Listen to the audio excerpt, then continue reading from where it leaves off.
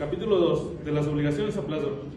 Artículo 7.190. Es obligación a plazo aquella para cuyo cumplimiento se ha señalado un día cierto. Artículo 7.191. Es día cierto el que necesariamente ha de llegar. El artículo 7.190 nos dice que se determina un día para cumplir el plazo, y el artículo 7.191 es el día que ha de llegar. Artículo 7.192.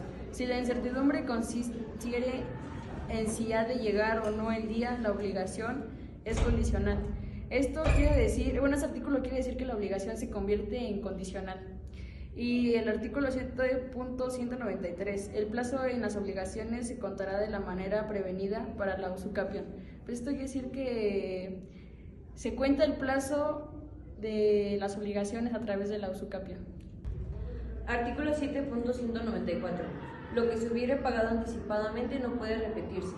Si el que paga ignoraba la existencia del plazo, tendrá derecho a reclamar los intereses a los frutos que el acreedor hubiere perdido del bien. Este artículo quiere decir que si anticipadamente se hizo un pago, ya no tiene que repetirse. El plazo se presume a favor del deudor. Artículo 7.195.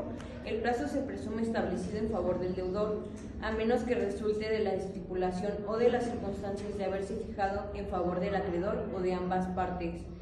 Este artículo quiere decir que va a favor del deudor, que si éste paga su parte, ya no debe de pagarse después.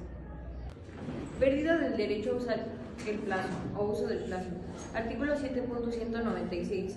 Perderá el deudor todo derecho a utilizar el plazo cuando, después de contraída la obligación, resultare insolvente, salvo que garantice la deuda.